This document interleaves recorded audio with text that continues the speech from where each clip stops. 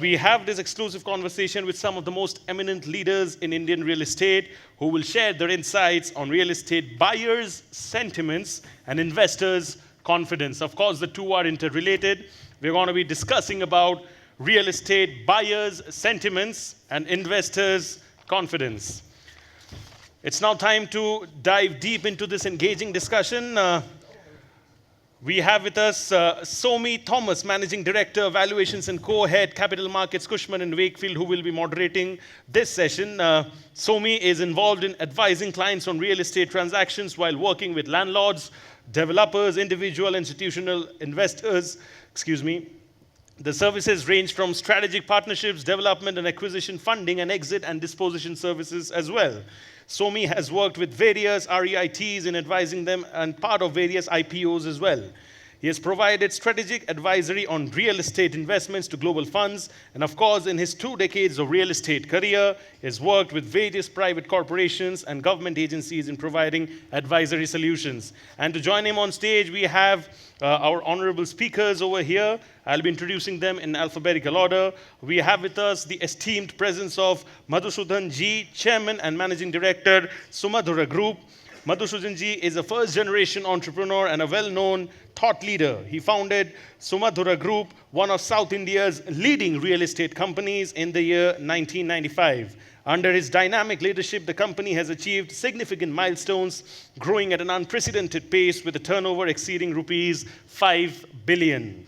Built on his values of self-belief and work ethic, Sumadhura Group has built over 12 million square feet of projects across Bengaluru and Hyderabad. Great stuff indeed.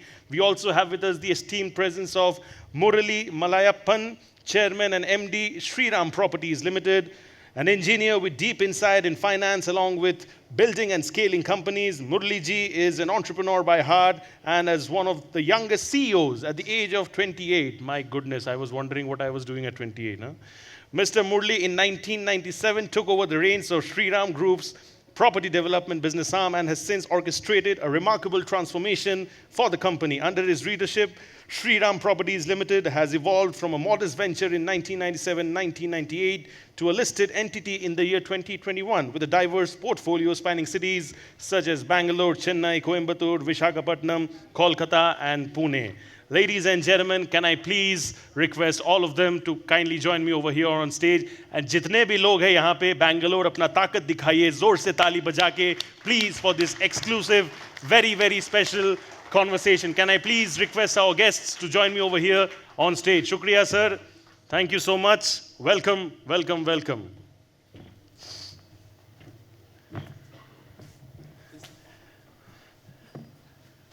So the introduction is done. My part for the time being is done. I can have a drinks break. When I say drinks break, I mean water. And thank you so much. Over to you, sir. Thank you so much. Thank you. I think it's the most important session, I would say, because we are waiting for the next session to start. So that means we will not hold you for long. But an interesting conversation. I think we have the best people to address the questions on investor sentiments and even the buyer sentiments. So I think I'll probably start with the buyer's sentiments first, and then I'll come to the investors part. Murali, start with you, if I may. There is a lot of discussions around the sizes of apartments in Bangalore. And when I used to look at Bangalore from 10 years ago, 20 years ago, a 3 BHK was like a 2,000 square feet. Bangalore is meant for spacious, and I used to be in Bombay at that time, so Bangalore is meant to be. Then after a point of time, we just realized that it's becoming smaller and smaller because affordability, pricing, ticket size, lots of questions are coming in.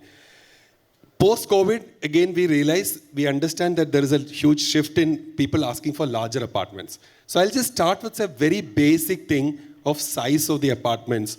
What is that you see today in your new projects and the feedback from your sales team, marketing team, and the market research you do?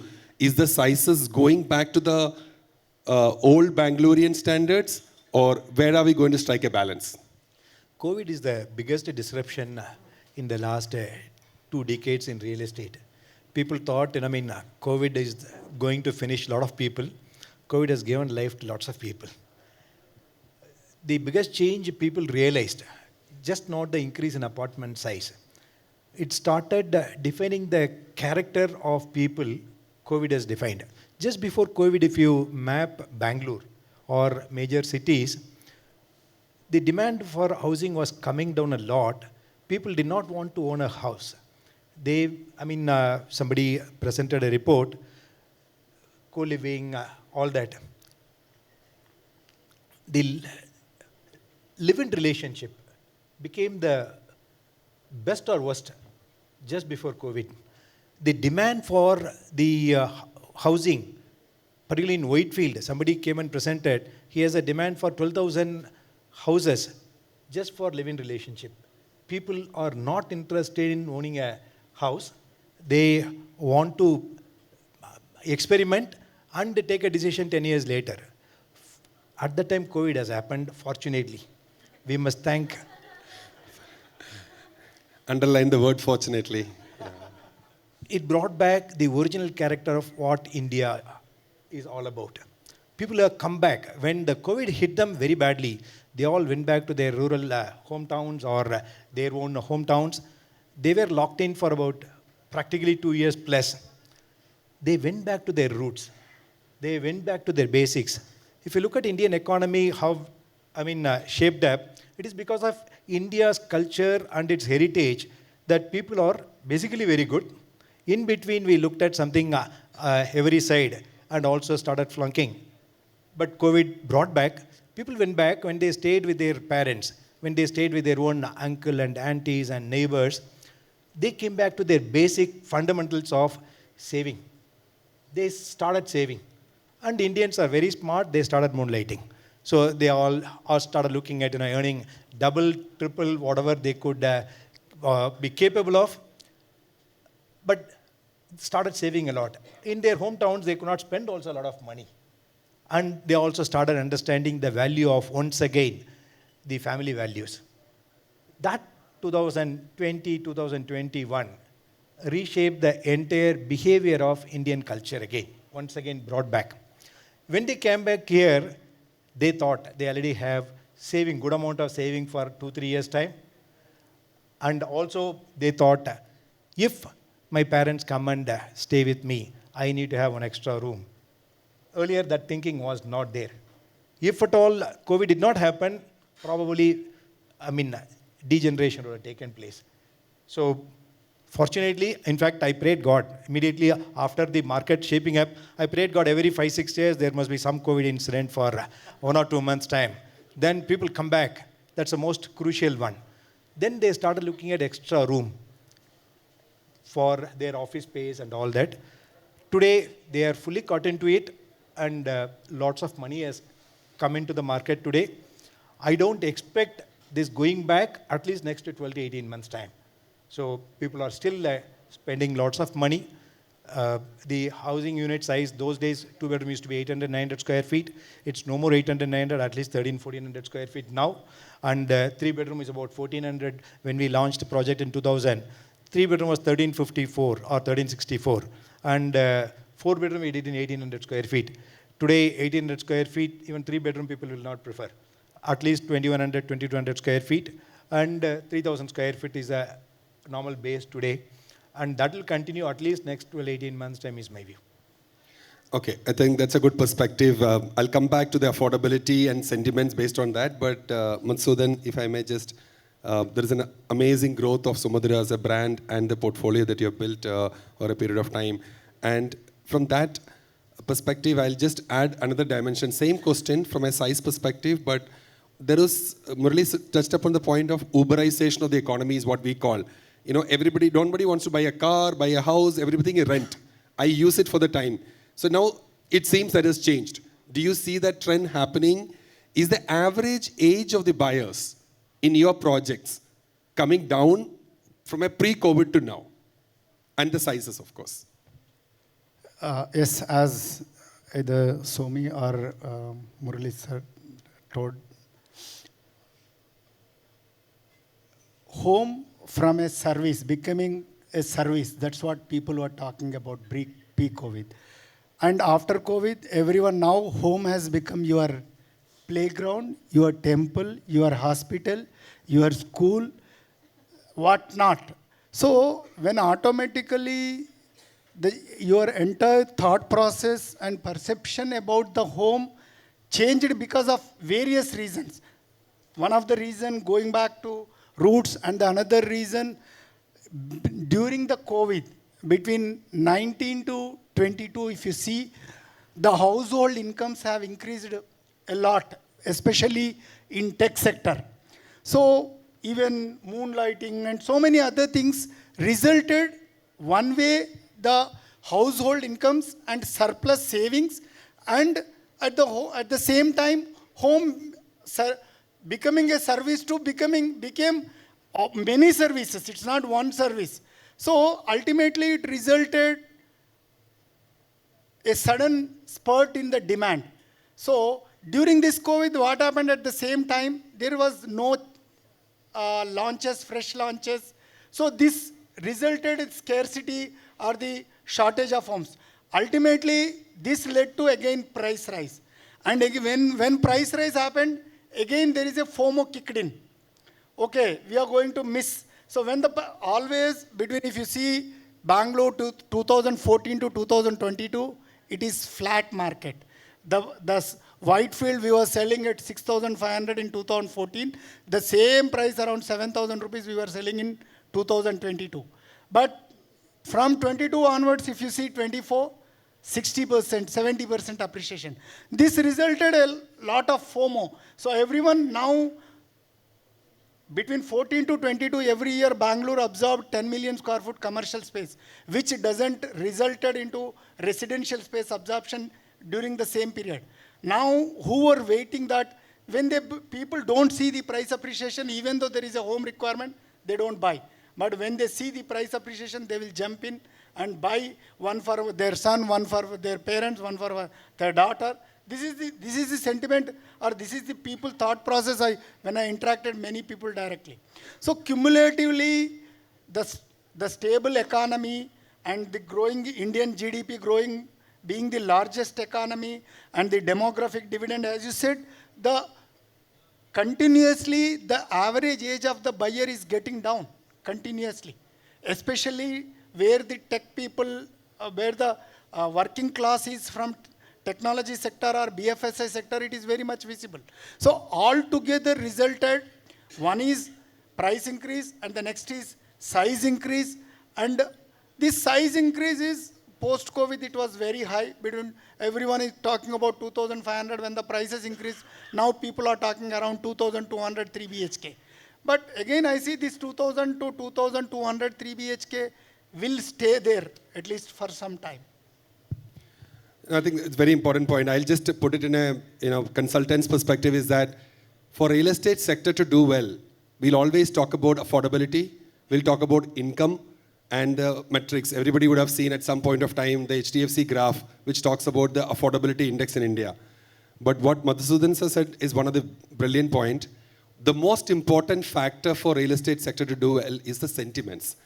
Sentiment that the prices is going to go up. Therefore, if I don't take a decision today, I will miss. There was in between, at least a year back, there was a layoffs in tech sector in the US, right from all the Metas, Googles, etc. Interest rates is one of the highest. Still, Indian real estate has been doing well. Why?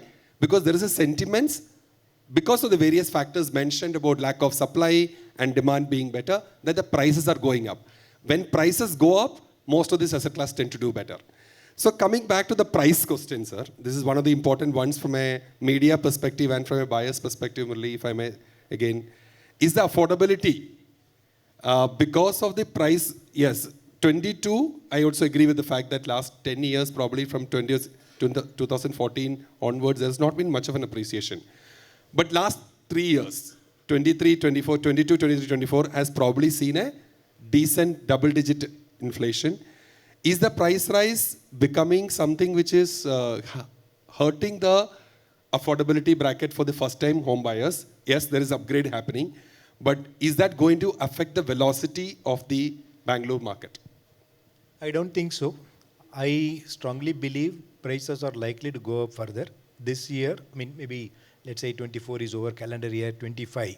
I see at least a 10 to 12% price increase happening, which is inevitable, because there is a huge demand chasing. And affordability, I don't see a major issue today.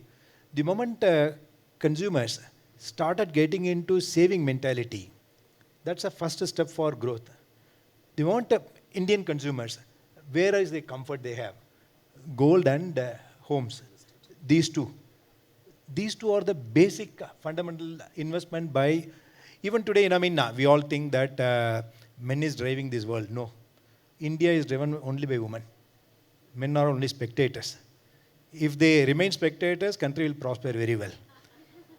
If they start, putting their fingers, that's what they did.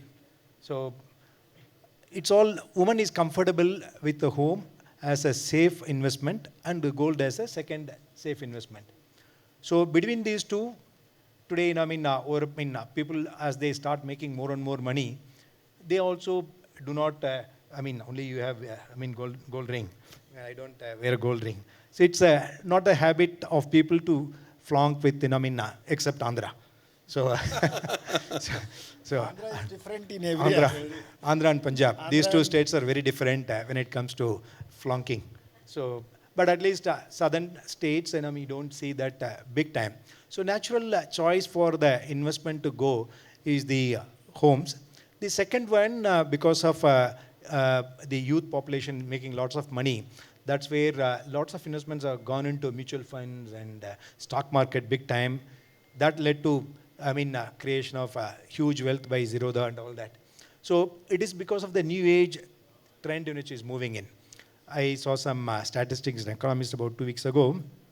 It talks about the money which is gone in savings, which is from savings, the money has gone into mutual funds and stock market.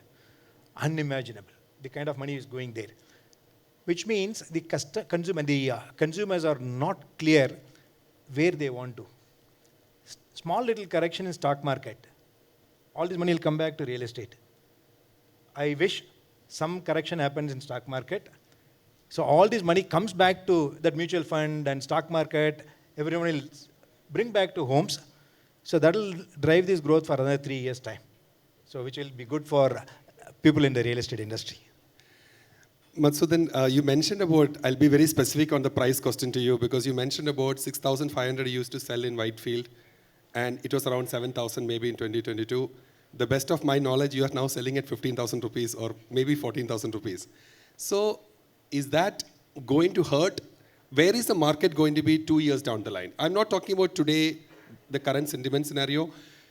It becomes more difficult to underwrite new land parcels, even for both of you, when you're buying land and your JDA sharing terms changes. So is that 14,000 becoming 20,000? At some point of time, it might hurt the velocity. What's your take on that? Sir, when it comes to... Are you selling at 15,000 or what's the price? No, we are selling at 14,000 rupees now. So if you compare this 14,000 from 2014 6,000 rupees, it is a CAGR of 6-7%. So it is only because of people doesn't take the decision or because of various reasons. If you see between 2014 and 22, all the developers who have failed in Bangalore is because of this. There is no price rise, which was anticipating those prices. The projects were started, which didn't happen. The only more focused or more financially disciplined developers are able to survive. So it is this price rise we should not see only from between these 2 years. But at the same time, I'll supplement because a lot of people are watching. Maybe some important people will be watching. Last 10 years, real estate developers have not made any huge profits. Don't think that 7,000 to 14,000 Madhu has pocketed tons of rupees. I don't know his balance sheet, but I can guarantee that he has not made money beyond 8-10% margin. It is not possible. Prices have gone up, whereas cost also have gone up significantly.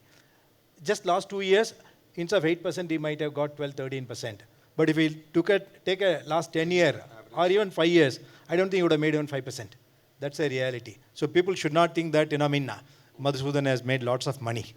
So No. It is, sir. I wish you make money. No. But today, so someone who has a land bank kind of thing, they may make money. Suppose we always acquire the lands and launch. Nobody makes money. The biggest partner is government. Correct. They Correct. make 30% money, whatever you make. Definitely. So that's Whether clear. we make it or not, they will make money. They will No, you government- don't make. So don't bring in whether you make it or not. You don't make beyond 7-8%. This is a reality. If you sell an apartment at, let's say, 7,000 rupees a square feet today, out of 7,000, 5%, it's a GST is payable by the buyer. 350 rupees is gone.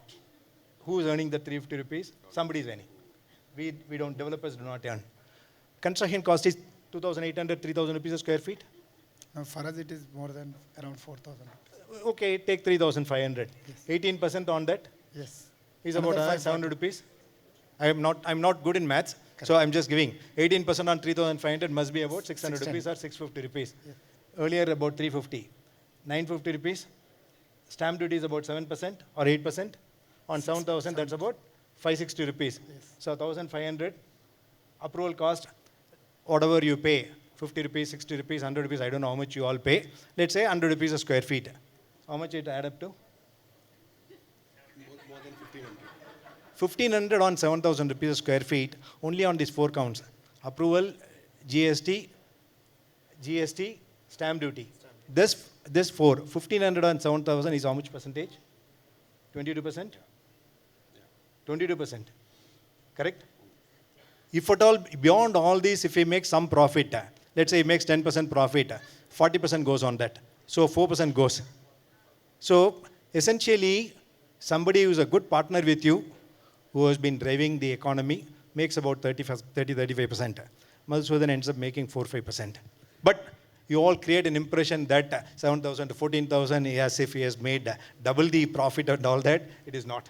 No, that's a fair point, especially considering the last 10 years. But where do you see the market for the next 2 to 3 years at least, where the market? So next 2 to 3 years, the kind of appreciation what happened last 2 years, it will not happen. At the same time, what was there flat like 2014 to 22, it will not be like that because there is no supply and the incomes are continuously raising and there is a demand is driving. I see minimum 10-12% per annum for the next 2-3 years. Yes. Okay. I think this is a time for us to switch to the second part of the topic, which is the investor sentiments. So I'll take a step back. One of the reasons for a 2008-9 or after the global financial crisis, there is a sentiment dip happen. One of the reasons was there is a lot of PE money chasing the risky investments. When I say risky investments, there was money available for land aggregation. There was money available as equity investments. Even after 15 years, after that crisis, 16 years, we still don't have equity money available today. You probably have structured debt available. You don't have FDI. At that point of time, there was FDI available even for residential players, right? Where is the sentiments of the investors who came in on a truckload technically in a 2006 and 7? You have names like AIG being investing, Lehman Brothers, of course. There is a lot of names like that. Today, most of them are shying away from investment. That's for investors. There is money available domestically, and that's happening. Where do you see the investor sentiment, both domestic and international, and when do you see that equity capital is coming to the real estate players? Foreign capital, if you look at, that came in loads in when the FDI was opened in 2005-06. That has slowed down quite a lot. Not because there is no demand or not because things were wrong. They had wrong estimation on their own. One side. On the other hand, in the last 6-7 years, US economy has done phenomenally well. So when they make dollar term returns far superior compared to rupee, rupee also depreciated. So let's say somebody makes 20%. With rupee depreciation, it's about 12%. Then, by transfer pricing and all that, they end up making 10%, which in dollar terms, they are making about 7-8%, which they find it very, very comfortable. Unless they make about 25% return, it will not be possible. Hence, that has come down a lot. It's the truth. Also, on the other hand, a lot of pension funds increase their investment quite a lot on the office assets, yielding portfolio, which is giving about 7-8% yield. But the kind of money which has come in, foreign capital, unbelievable money which has come in. So one side, probably think that has dried up. On the other side, this has come up on the yielding asset.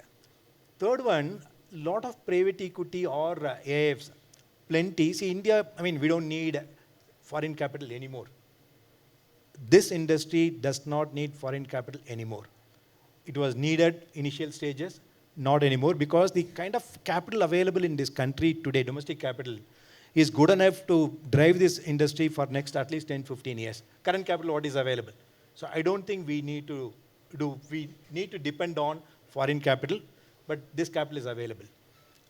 It's not structured debt, equity is available.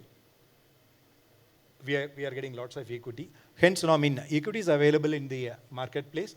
Domestic capital is available plenty.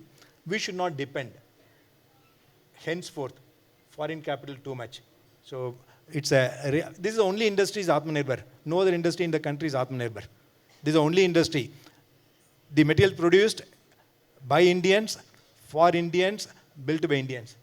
So this is the only industry which is Atmanirbhar. So capital also, it is better to have the domestic capital as Atmanirbhar, so that 100% cycle is complete. So we don't need to worry about the availability of capital. So then from your perspective, you have mostly taken bank financing, etc. You know, not a very highly levered balance sheet as far as I know. So what do you think about the investor sentiments and your experience of last 2 decades? No, when it comes to what happened in post-2007 and today, even the overall statutory complaints or the transparency in the industry is way better than what was there. So be it RERA implementation or GST or demonetization, cash portion, unless 1 or 2 markets, majority of markets, this cash portion has gone. So it ultimately, it has resulted a lot of improvement in the investor sentiment compared to that situation.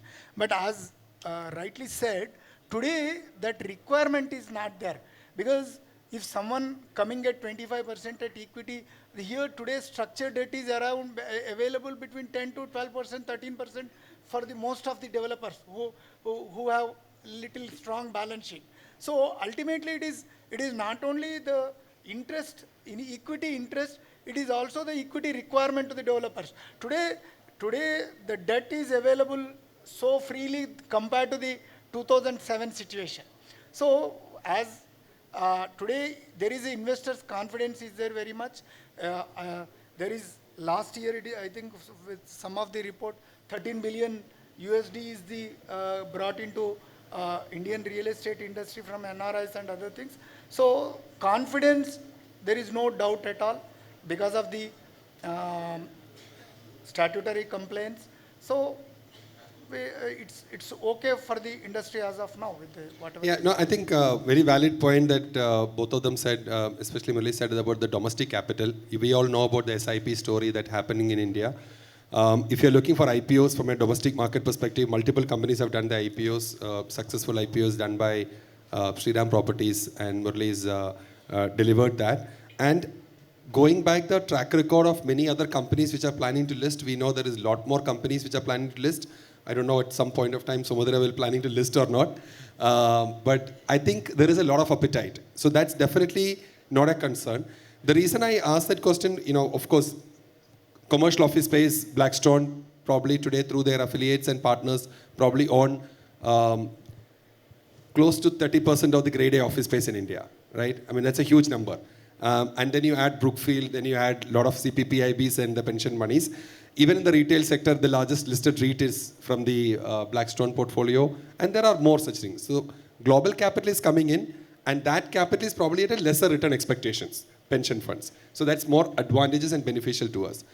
Coming back to last question, which, before I close the sessions here, is the consolidation has happened. There is a huge consolidation, which is for the market to witness. RERA, you mentioned about the RERA. The transparency in the sector has improved post the regulations.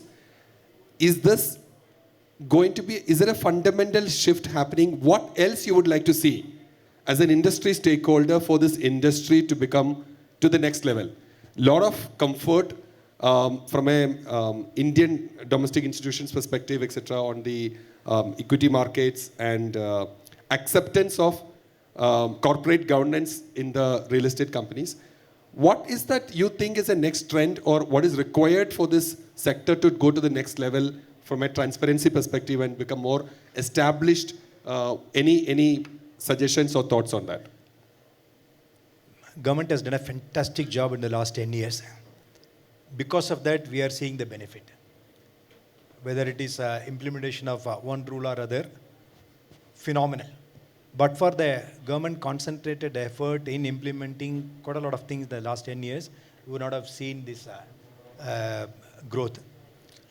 While, COVID has affected during that period most of the nations in the world, including developed nations. India story was very, very different. Extremely different. A lot of people commented, criticized. UK, people are paying for your rentals and employment. Indian government did not do certain things. A lot of people criticized. But today, looking back, the Indian government has done the best. Various things which has been done by the government resulted into very, very positive industry status today. What can be done? Still, there are few things which are localized. That can be centralized, is one option. The other is, it's a very long-standing demand that, standardization of approval process. So this, I'm not able to understand. This is one industry you can do without approval at all. It's easy. You can engage. It's a tech, IT hub of the world. You can hire TCS, Infosys, or anybody, any good IT company, and map entire India. 30 days time they can map India. And you can put a condition, this land only this can be done. This is the height, this is the setback, this is the usage, can be done. Just put it everything transparent way.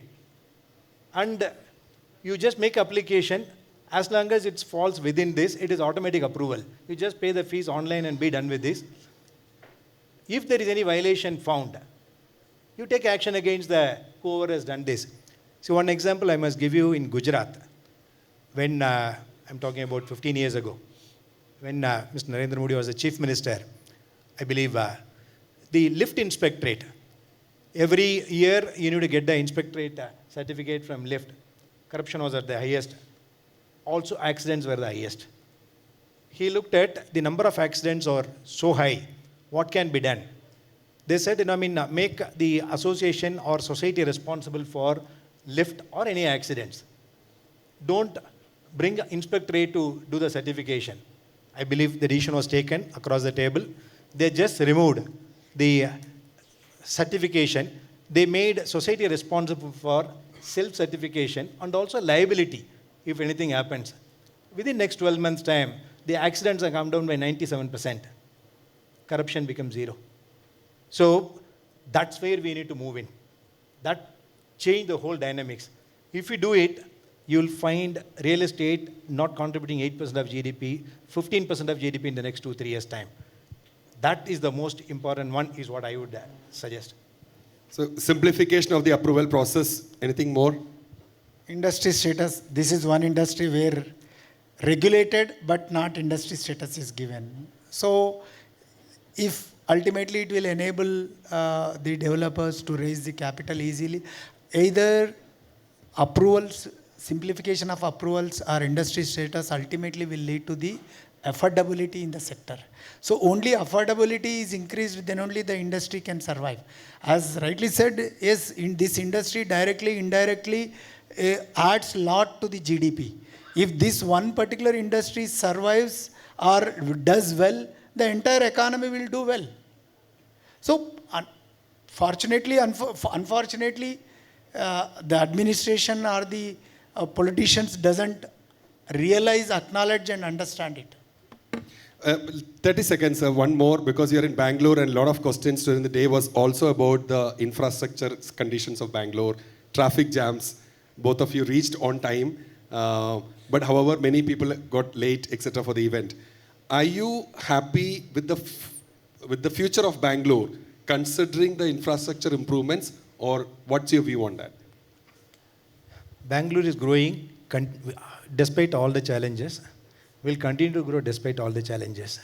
2 weeks ago or 3 weeks ago, there is a nice article in Economist. Started talking about infrastructure challenges in India. That's a topic. 98% of the article is only talking about Bangalore traffic. 98% of the entire thing. We talk about infrastructure challenge, 98% talks about Bangalore challenge. So it will continue. I don't think government is waking up. I doubt they will wake up also. So we will enjoy the fun and move on, but Bangalore will grow. Sir, Bangalore has its own advantages and its own disadvantages. We have to live with it. Thank you. It is something like whether our opinion or we can't do anything, especially. I'll give you one example. Airport traffic. Hebbal is one area everyone gets stuck. You go from Vidhan Sauda. If some of you are familiar with the Bangalore landscape, after Windsor Manor, most of the lands up to the flyover takes off, it belongs to the government, either defense or state government or central government. What stops you making it 80 lane? It's possible. 10 lanes is possible, correct? Just after the Windsor Manor Bridge, right side all palace. Just go 10 lanes there, correct? Go up to Makery Circle. Change the lane this side. Why do we need to have defense sitting in the heart of the city? They can be allotted 8,000 acres land outside the city. This land was allotted to defense, I think about 50, 70, 80, 100 years ago. Now it's become part of the city. Or at least beg them, take 4 lanes, not 40 lanes. Just take 4 lanes, it will go up to Hebbal. Correct? Yeah. Then left side is the Hebbal Lake. Just put 4 lane on the lake. Then it will join the flyover. You will save 1 hour of traffic. You will finish in 2 minutes. What is needed is mind, heart, conviction to do it, which is lacking in Bangalore. Nothing else. But even after that, Bangalore will absorb around 18 million square feet of gross absorption in commercial office space this year, net of 15. So I think Bangalore is growing. I echo that sentiments on that. Irrespective of the challenges, we will continue to grow. Thank you so much, Madhusudhan. It was a very, very engaging discussion. Thank you so much. One lovely audience. Thank you so much, ladies and gentlemen. Please give them a bigger round of applause. Like they said, every city, they have its own advantage and disadvantage, but Namma Bengaluru will always stay special. Thank you so much. I'll request Tripti, Kedia, publisher and business head, Realty Plus, to kindly come up on stage and hand over the token of appreciation. Ladies and gentlemen, this is the first time Tripti is coming on stage today after the Ganesh Mantra. Please uske liye bajaye zor se taali, of course. Thank you. And I don't know what, this is just a personal observation. Correct me if I'm wrong. ये जो real estate है and traffic है, it's a better love story than Romeo and Juliet. Because I come from Mumbai and Mumbai also faces the same. Real estate price is very high, traffic also same. So I think a lot of us might be selfish in terms of wanting the traffic to grow because more people coming in, the better the real estate industry. Jitna mera limited knowledge, that is what I understand. But thank you so much. Huge round of applause for them, please, ladies and gentlemen. Thank you. I'll request all of you to kindly please get the group photograph done. Can I have a photographer over here, please? Thank you. Sir, we need a group photo with all of you over here. Over here at the front, please.